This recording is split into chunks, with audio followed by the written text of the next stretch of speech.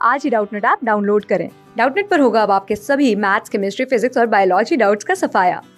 बस अपने क्वेश्चन की फोटो खींचो, उसे क्रॉप करो और तुरंत वीडियो सोल्यूशन पाओ।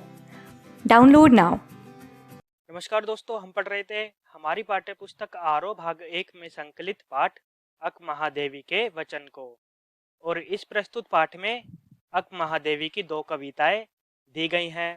हमने पहले भाग को पढ़ लिया था, जिसमें हमने प्रस्तुत पाठ में दी गई पहली कविता को सप्रसंग व्याख्या सहित पढ़ा था और कवित्री अक महादेवी के जीवन के परिचय को जाना था। पढ़ते हैं इस पाठ के दूसरे भाग को, यानी आखिरी भाग को।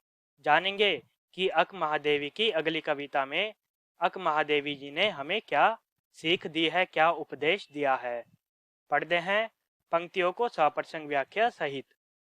हे मेरे जूही के फूल जैसे ईश्वर, मंगवाओ मुझसे भीख, और कुछ ऐसा करो कि भूल जाऊं अपना घर पूरी तरह। झोली फैलाऊं और ना मिले भीख। कोई हाथ बढ़ाए कुछ देने को तो वह गिर जाए नीचे, और यदि मैं झुकूं उसे उठाने तो कोई कुत्ता आ जाए और उसे झपट कर छीन ले मुझसे। तो दोस्तों, यह थे हमारे पाठ की दूसरी कविता की पंक्तियां।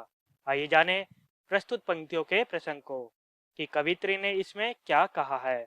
तो प्रस्तुत कविता हमारी पाठ्य पुस्तक आरोह भाग 1 से संकलित की गई है, जिसमें कवित्री अक महादेवी जो है ईश्वर के प्रति संपूर्ण समर्पण का भाव व्यक्त करती है।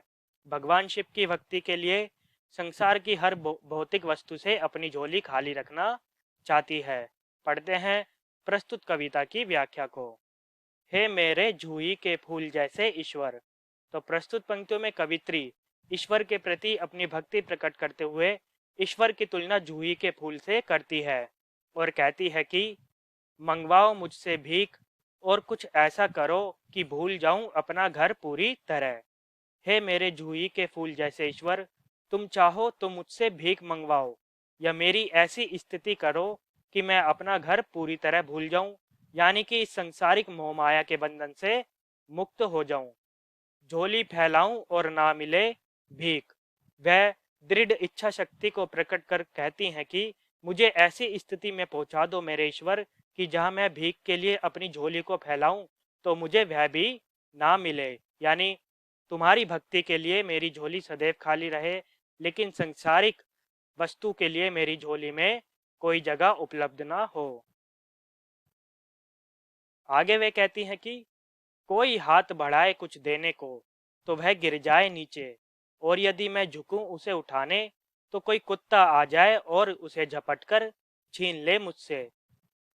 दी हुई पंक्ति में अक कहती हैं कि हे ईश्वर, मुझे इतना कष्ट दो कि दी हुई भीख भी नीचे गिर जाए। यदि कोई मेरी सहायता करे तो वह सहायता भी व्यर्थ हो जाए, और यदि मैं झुकूं उसे उठाने तो कोई कुत्ता आ जाए, और यदि मैं मोह में आकर उस गिरी हुई चीज को उठाने की कोशिश करूं तो कोई कुत्ता आ जाए और उसे मुझसे झपट कर छीन कर ले जाए।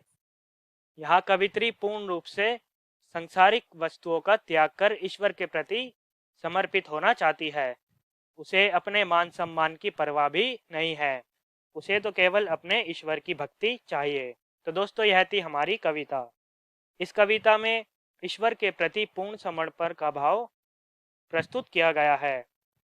जूही के फूल जैसे ईश्वर, इस वाक्य में उपमा अलंकार का प्रयोग किया गया है।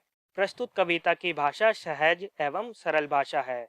अनुप्रास अलंकार भी प्रस्तुत कविता में दर्शाया गया है। कुत्ता जो है सांसारिक जीवन का परिचायक है, और घर जो है सांसारिक मोहमाया का प्रतीक है। तो दोस्तों, यह था हमारा पाठ अक महादेवी के वचन। धन्यवाद।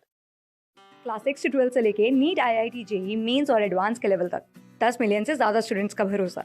आज ही डाउनलोड करें डाउटनेट ऐप या व्हाट्सएप कीजिए अपने डाउट्स 8400 400 400 पर।